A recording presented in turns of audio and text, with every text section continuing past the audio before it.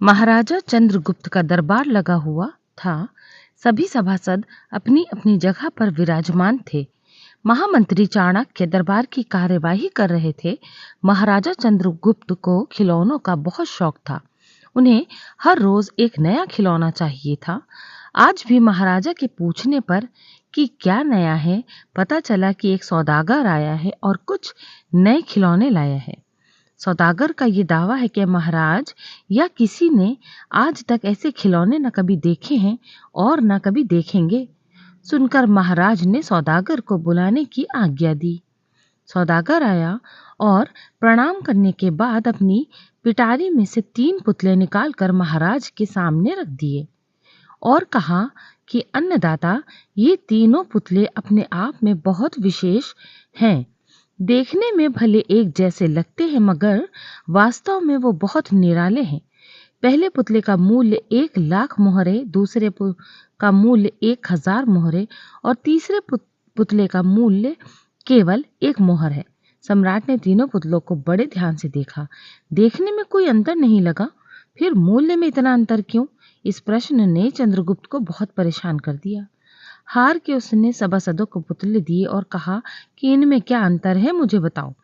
सभासदों ने तीनों पुतलों को घुमा फिराकर सब तरफ से देखा, मगर किसी को भी इस गुत्थी को सुलझाने का जवाब नहीं मिला।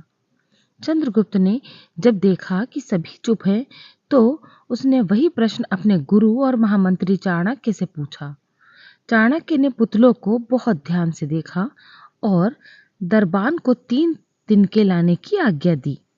तिनके लाने पर चाणक्य ने पहले पुतले के कान में तिनका डाला। सबने देखा तिनका सीधा पेट में चला गया। थोड़ी देर बाद पुतले के होंठ हिले और फिर बंद हो गए। अब चाणक्य ने अगला तिनका दूसरे पुतले के कान में डाला।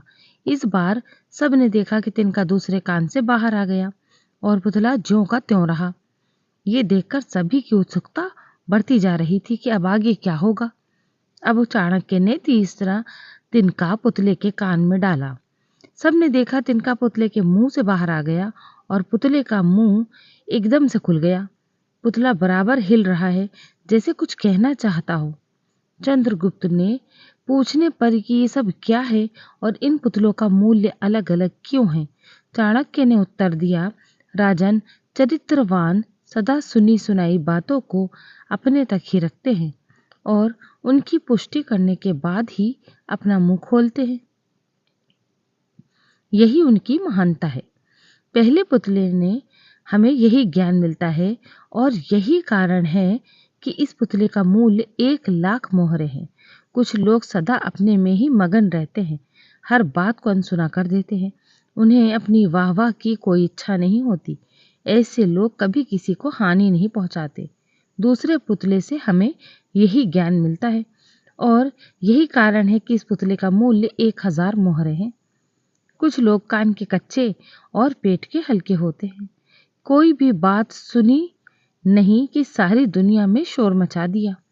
इन्हें झूठ सच का कोई ज्ञान नहीं, बस मुंह खोलने से मतलब है। यही कारण है कि इस पुतले का मूल्य केवल 1 मोहर है।